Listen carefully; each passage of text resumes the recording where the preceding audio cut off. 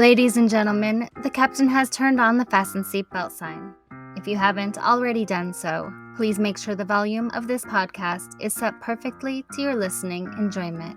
Please take your seat, whether that's on the treadmill, car, sofa, or bed, and buckle in for the last trip. My name is Jamie Beebe, and I'll be your tour guide, recreating someone's last days in paradise. On behalf of myself and everyone behind the scenes, please enjoy the Last Trip podcast.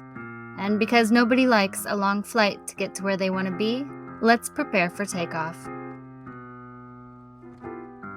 Leta Cordes was 49 years old when she vanished from the island of St Maarten on January 11, 2008. Originally from Orange County, California, Leta and her husband had just built a vacation home on the island and celebrated their first Christmas holiday with friends, when Leta decided to walk down the road to the casino one night, but never returned. People don't just vanish into thin air. Somebody somewhere knows exactly what happened to Leta, and the people that know her don't think it was an accident. What happened to Leta Cordes? St Maarten is a small island in the Caribbean that is actually divided between two separate nations, France and the Netherlands. The island is located in the Caribbean Sea, about 190 miles east of Puerto Rico, and is one of the smallest landmasses to be divided into two countries. The entire island is only about 34 square miles, but it's densely populated with around 77,000 people.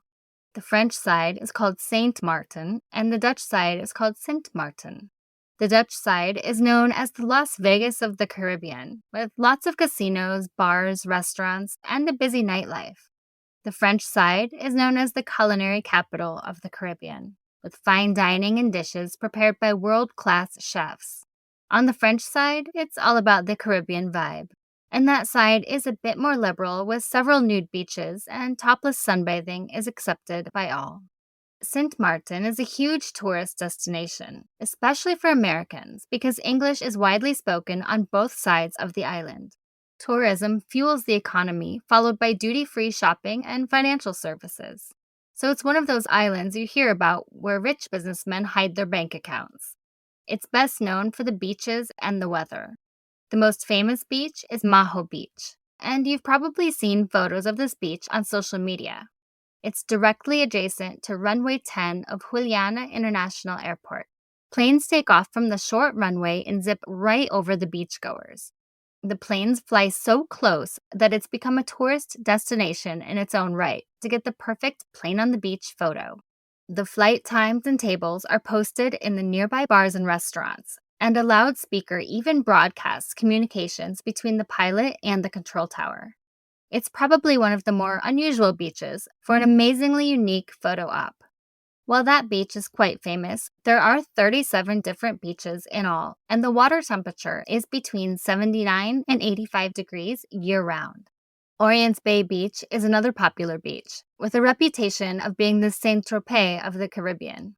Its white sand and clear turquoise waters are the perfect spot to relax and soak up the sun. And there's no shortage of bars, restaurants, and beach clubs to keep you entertained. The best-kept secret beach is on Penal Island, just a short ride from St Maarten. There are almost no waves there, and it's topless optional for all of you that want to experience something a little more risque on your vacation. If you want to spend a little time off the beach, a hike to Fort Louis on the French side offers panoramic views and a little history. It was constructed in the late 18th century by the French to defend the island against potential invasions. It's located on Fort Hill, which gives the views of Marigot Bay, the coastline, and neighboring islands. You can explore the ruins, walk along the walls, and there's even a cannon to check out. While you're over there, definitely visit Grand Case, known as the culinary capital of the Caribbean. The village is home to numerous gourmet restaurants offering a variety of cuisines, so all my foodies, head in that direction. And for my adventurers who are looking for something a little more thrilling, stop by the Lottery Farm. It's a nature reserve with hiking trails, ziplining, and natural pools. Over on the Dutch side of the island is the town of Philipsburg, known for its colorful colonial architecture, duty-free shopping, and waterfront partying. Front Street is the popular shopping destination over there, lined with shops, boutiques, and restaurants. Leta and her husband purchased their home on the Dutch side of the island, probably because there are less restrictions to foreign home ownership on that side. And buying a home doesn't automatically grant residency or visa rights, but the couple didn't plan to stay there full time. There's a large expat community in St Maarten, with people from all over the world calling it their home. There are retirees seeking a warmer climate and relaxed lifestyle, professionals working in the tourism industry, business owners, or people that just want to live on a beautiful island. They built their house in Oyster Bay on the southeastern coast of the island, near the border with the French side. The bay is known for its stunning natural beauty and views of the Caribbean Sea and neighboring islands. There are also several luxury resorts, hotels, and lots of vacation rentals that cater to tourists.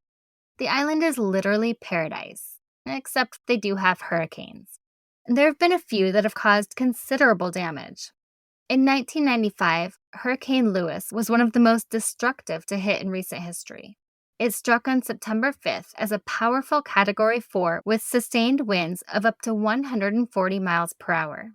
There was widespread devastation, extensive damage to homes, infrastructure, and vegetation. It also affected the tourism industry, and recovery took a long time to complete. Hurricane Irma in 2017 was one of the most powerful hurricanes ever recorded in the Atlantic Ocean. It made landfall on September 6th as a Category 5 with maximum sustained winds of 185 miles per hour. Again, causing catastrophic damage, destroying buildings, flooding streets, and knocking out power and communication. Many people were left homeless, and it was another significant blow to the tourism industry. Because the island is in the hurricane belt, they've made a lot of efforts to improve disaster preparedness and better infrastructure with a focus on minimizing the impact of future storms. But it's hard to predict nature, so if you go during hurricane season, be prepared. Leta and her husband had visited the island many times and loved it. They felt safe there. But criminals are everywhere.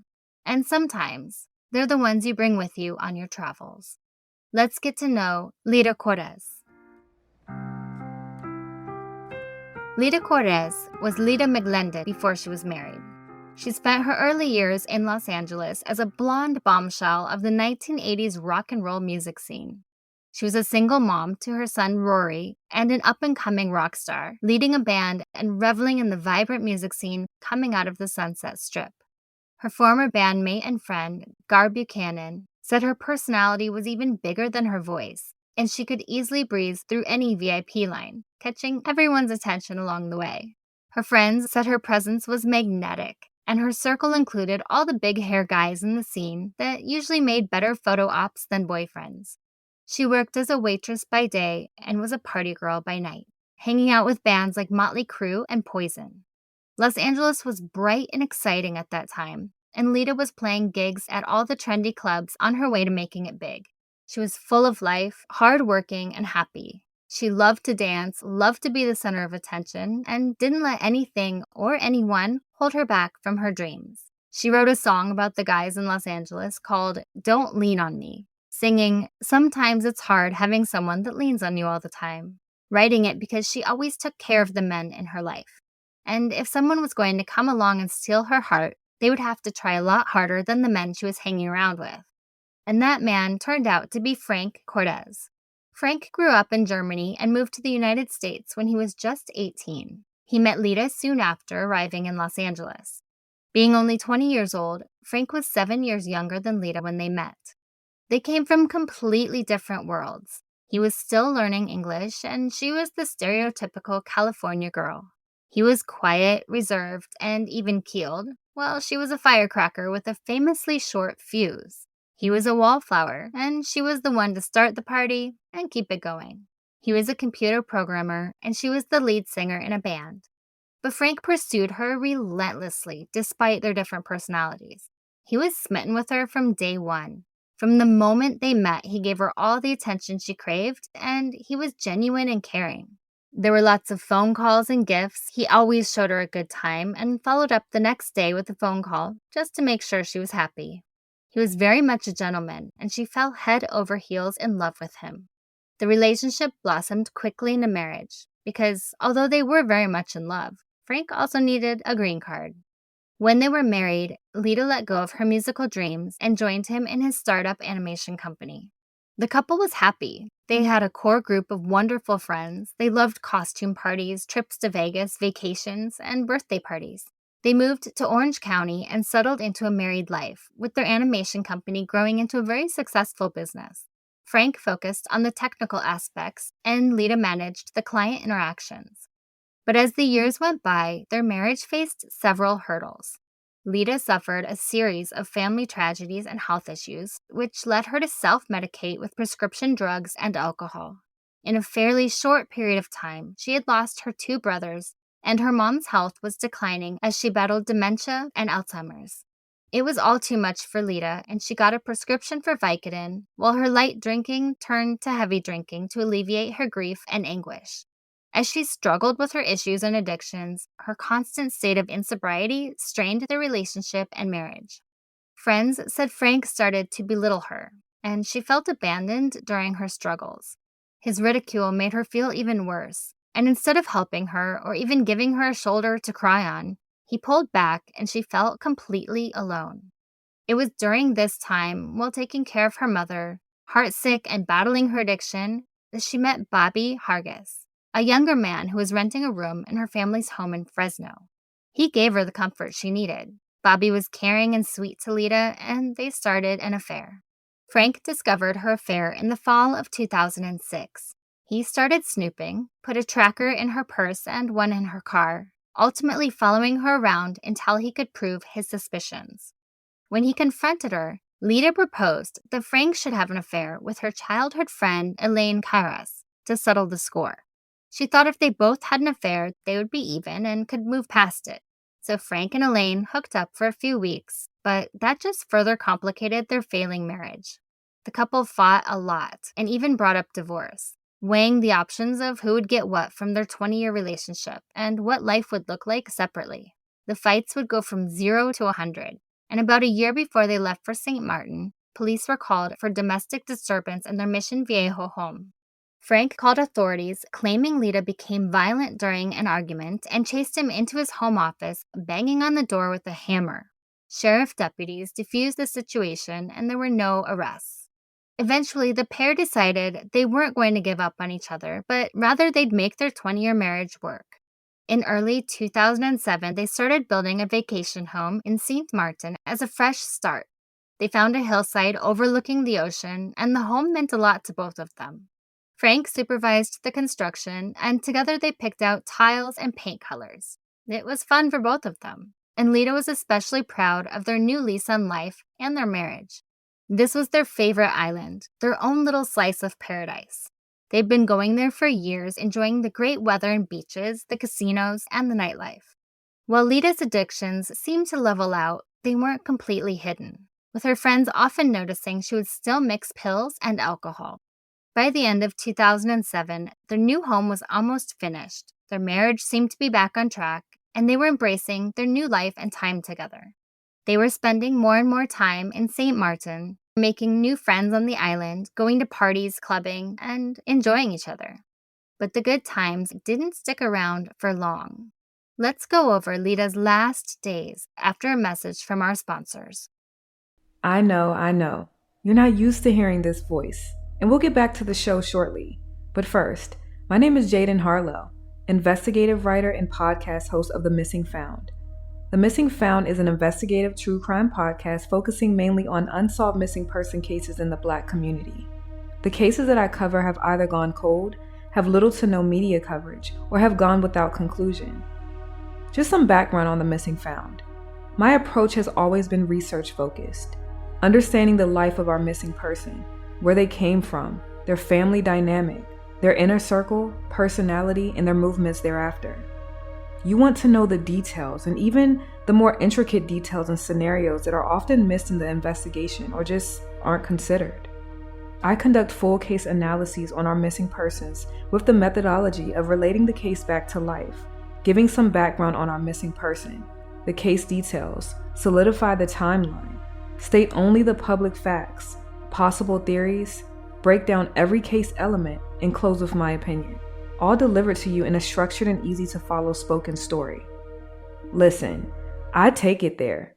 I'm willing to go as deep as I can with these cases, and I'm not afraid to. If you're new to the Missing Found channel and platform, or just want to give it a listen, you can start with two of my most notable cases on missing Selena Mays in Willingboro, New Jersey, and Lopez Richardson in Rosenberg, Texas. Selena's case is freezing cold. She was only 12 years old, 9 months pregnant, and 27 years missing. It's a case that I deem as a best-kept secret in the family and her church. In the analysis, I start from the top to the alarming end and mystique that plagues the case after. My case on missing Lopez Richardson, a doting father who went missing in Texas in 2021 under mysterious circumstances. His truck was found several miles away near the state line of Oklahoma. His devices were scrubbed in a crash scene that appeared staged. I conducted a massive analysis on his case and raised some thought-provoking and compelling questions to invite you in on helping me analyze this case. I was even brought on as an expert contributor on the CBS Paramount Plus show called Never Seen Again for an episode dedicated to Lopez and the details surrounding his mysterious disappearance. I do what I do because I know these cases are often not talked about, receive little to no media coverage, and they're still cold. I take what I do serious here on The Missing Found, and I want answers. I'm here to tell a story and open up my platform to invite you in to hear me profile and analyze every detail and possibility in these cases in a way that has not been done before. The Missing Found is available on YouTube and all major podcast platforms, including Apple, Spotify, and iHeartRadio. To read about me, Jaden, as the host, learn more about the show, or to access all things of The Missing Found, you can visit our website, themissingfound.com. I thank you for your listenership. Always remember, be safe, vigilant, and always be aware of your surroundings. Jaden Harlow, The Missing Found. Now back to the show.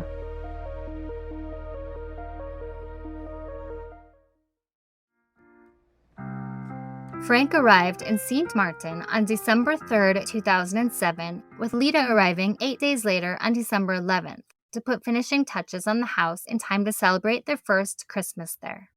The couple planned a big holiday party, inviting all their friends stateside to celebrate on the island with them. Everyone flew in for a couple weeks of sun and fun. They had a great time. The house was beautiful and the atmosphere was happy and carefree. The last party before their friends left the island was relaxed and wonderful. They all brought food for a potluck and hung out. And just a few days before that, the couple confided in their friends that they needed each other too much to separate. They made the final decision to stay together and make it work. They said they still loved each other and always would. Their housewarming festivities ended by early January, and all the guests left thinking the couple would continue celebrating and enjoying the island. But on January 9th, 2008, Leta called her friend Diane Smith and told her she again wanted a divorce. She said Frank was accusing her of continuing her affair with Bobby, and he was frequenting St. Maarten's legal brothels. She was angry and told her friend she would never let Frank keep the vacation home she loved so much. On the afternoon of January 11th, Frank's mother arrived from Germany for a visit. Frank said they had argued earlier in the day, but by the time he picked his mom up from the airport, it had blown over and Leta resumed normal behavior and was pleasant to her mother-in-law. The three enjoyed a casual dinner on the French side of the island, and they had an impromptu cocktail gathering in a parking lot with friends. They pulled up some plastic chairs with liquor from a nearby bar and listened to music, staying for about an hour drinking out of plastic cups until they finally decided to call it a night and head home. Frank said they both had a lot to drink, but Leta couldn't hold her balance because she was still mixing alcohol and prescription pills, so he had to help her walk to the car. He put her in the back seat while he drove, and his mom sat in the front. By the time they got home, Leta had fallen asleep. Frank said she wasn't ready to get out of the car, so he left her there and went inside. A neighbor was outside and saw Leta sleeping in the car around 9:30, and that was the last confirmed sighting of her. Frank told authorities that she soon woke up and wanted to go gambling. She got a second wind after her nap in the car and wasn't ready to end the night. She loved gambling and would go often, particularly the casino at the bottom of the hill they lived on, in the Westin Resort. She asked Frank for the car keys, but because she was drunk, he refused to give them to her. So he said she left on foot with some cash she had in her purse, and that was the last time he saw her. He said he laid in bed for a few minutes after she left and then decided to find her and convince her to come home. He claims he got in his car about 10 to 15 minutes later and drove down the road looking for her, but when he didn't find her, he assumed she already made it to the casino, so he gave up and went home. But phone records tell a different side to the story. Leta called Bobby around 10:30 that night and told him she had a fight with Frank about taking money to go gambling at the Westin. She also told Bobby that earlier in the day, she finally told Frank she wanted a divorce and was taking half the money. She said she'd call him back in about 20 minutes, presumably while she was walking to the Westin to gamble, but he never heard from her again. In fact, no one heard from Leta Cordes ever again. The next day, word got out around the island that Leta was missing, that she had set off on a walk to the casino the night before, but never made it home. Friends on the island and stateside began to worry, but they thought the story sounded likely because Leta was a big-time gambler and never wanted the party to end. Taking off alone at night wasn't completely unheard of, but Leta would always come home by morning, so her friends knew something was wrong. St Maarten had very few missing person cases, and authorities were quick to start their search. They took statements from friends, neighbors, and combed the area with dogs. They talked to the Westin and looked through all the surveillance tapes, determining she never made it to the resort and never gambled that night. And in fact, investigators thought the timeline Frank gave them about going to look for her after 10 to 15 minutes just didn't fit either. She wouldn't have made it to the resort in that time, and it seemed too short of a time frame to meet any possible fate without Frank noticing if he had gone to look for her at all. They started to wonder if Leta ever left the house at all that night. Leta's friend Elaine flew back to the island right away to help with the search, and more of her friends followed. Frank was cooperative with authorities, but friends noticed he wasn't panicked at all. He seemed cold, detached, and unemotional. He refused to speculate on what could have happened to his wife, instead concentrating on practical tasks at hand. He helped with some searches and made calls, but many of her friends started to think he had something to do with her disappearance. Authorities and friends searched the island with little progress and found no clues.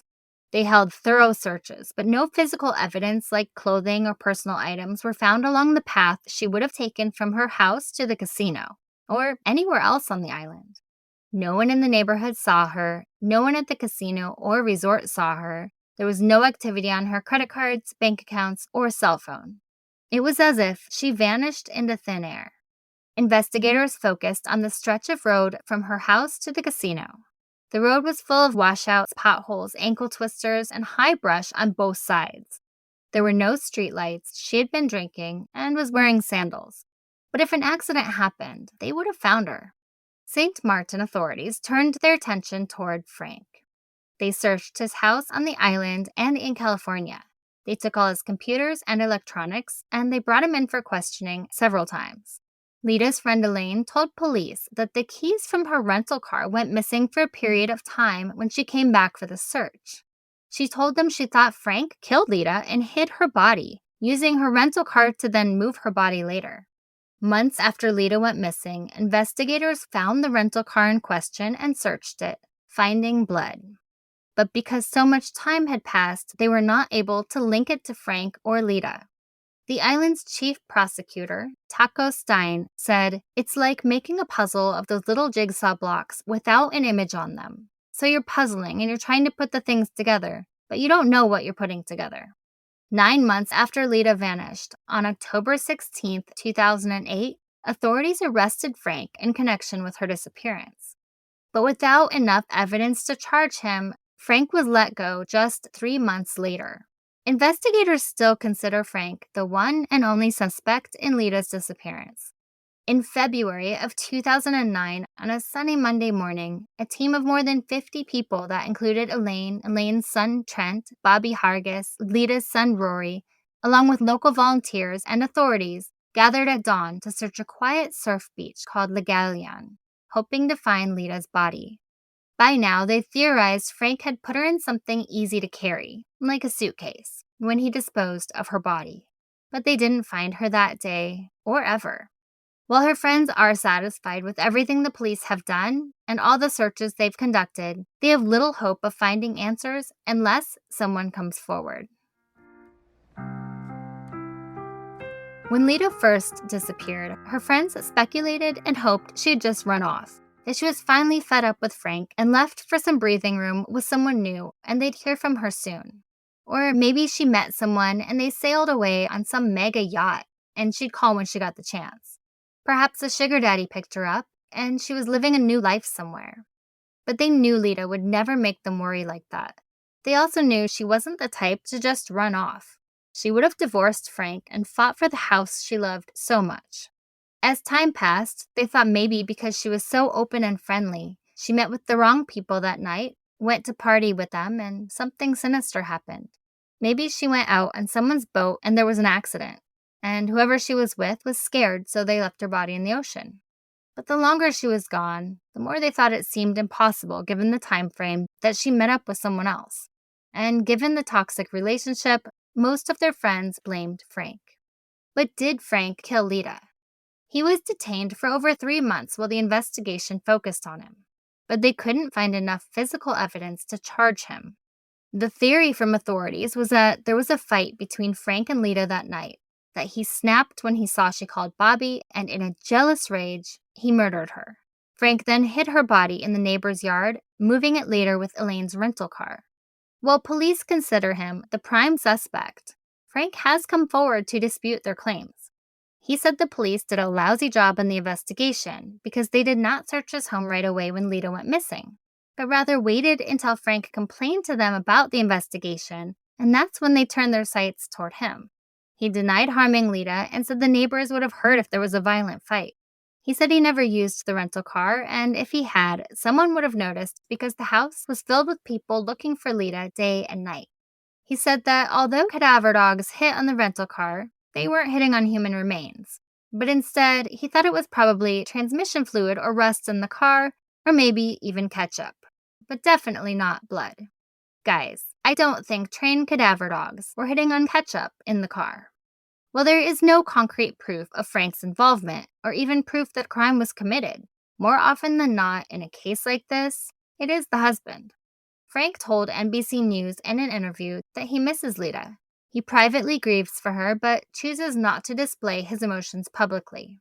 He remains free and is now in his late 50s. He leads a quiet personal life and tries to stay away from the public attention about the case. Whether Frank killed Leta or not, most people agree that she is dead after all this time. The St Maarten's prosecutor said that without a body, it's very difficult to investigate because you don't know what to look for. They also think she's dead, but the question is how and where is her body? It is possible Frank had nothing to do with Leta's disappearance, which means someone else hurt Leta, or there was an accident. But if it was an accident, there still had to be some kind of human intervention, or they would have found her body. The road she walked down was completely dark. Someone could have been driving, accidentally hit her, and then hid her body so they wouldn't get in trouble. Or there was a crime of opportunity and someone drove by and snatched her. But there were neighbors. I think someone would have heard something if that was the case. I think she would have put up a fight. But she was drunk, so it's possible they quickly incapacitated her before she realized what was happening. Leta's disappearance affected so many people in her life. Her son lost his mother, and her friends lost someone that was a bright light in their lives. Since she's been gone, Leta became a grandmother to a wonderful little girl that she'll never meet. Leta was the caregiver for her mother, and 5 months after she disappeared, her mom was moved to a state hospital due to lack of care. She died alone at the California State Hospital on March 6, 2009 from Alzheimer's, without ever knowing why her daughter never came back for her. Is it safe to visit St Maarten? One reason I love visiting small tropical islands, other than the gorgeous beaches and perfect weather, is because crime is normally pretty low. St Maarten is ranked among the safest destinations in the Caribbean. There are always the basic tips like avoid isolated areas, especially after dark. Use licensed transportation, don't carry a lot of cash or wear expensive jewelry. Keep an eye on your bags and luggage, and watch your drinks when you go out. Don't get too drunk. The main thing you have to watch out for is petty crime and theft. Violent crimes are more rare there than most places. The U.S. Department of State advises to exercise normal precautions. This isn't to say you should run around town drunk and alone at 3 a.m. or even let your guard down. Always be aware of your surroundings, especially on vacation. And the drinking age is only 18, so if you're not used to drinking, be sure to take it slow. There is violent crime on the island, but it rarely affects tourists. St. Maarten is used as a drug passageway from South America to Europe and North America, so there can be drug-related violent crime. Don't buy or consume drugs. Never leave your bags unattended or agree to carry a package for anyone. Prostitution is not illegal on the island, but facilitating prostitution without a license is illegal. St. Maarten has adopted a tolerance approach to foreign workers in certain establishments on the island. This means that criminal law is not enforced in those locations as long as people follow set requirements. But keep in mind that prostitution enforces human trafficking, so legal or illegal, please do not participate in it. There are some precautions you should take when visiting.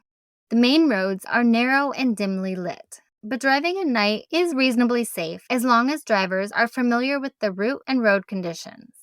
You can drive there with a valid U.S. driver's license, but brush up on driving laws because they aren't always the same as they are in your country.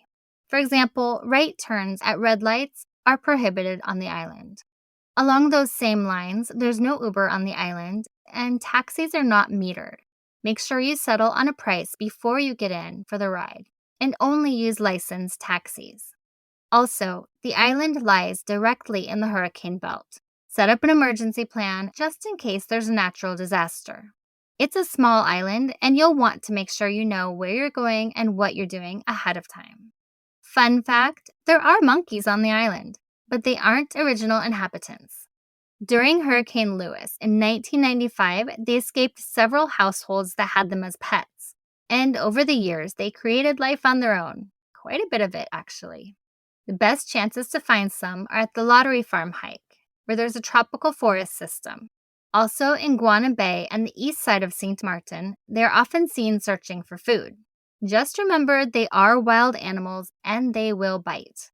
While there aren't any large predators or particularly dangerous animals on the island, there are a few things to keep an eye out for. Mosquitoes, especially during the wet season from May to November, can transmit diseases like dengue fever and Zika virus.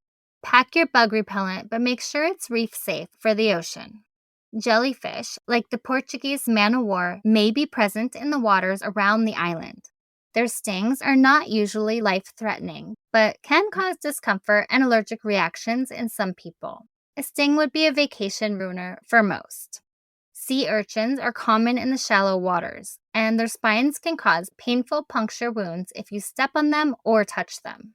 Fire coral is a type of organism that can cause painful skin irritation, so don't touch it or rub up against it. Keep an eye out for it when you're in the water. And there are centipedes and scorpions, although relatively rare. They usually avoid humans, but if they're provoked, they might bite or sting. If there's an emergency, the number for ambulance and police is 911, the same as the United States. If you like to travel with your pet, they are allowed to come with you. Of course, make sure your hotel allows your pet. But animals are temporarily admitted with a health certificate dated no more than 10 days before the visit and a record of inoculations, including a rabies shot administered no more than 30 days before arrival.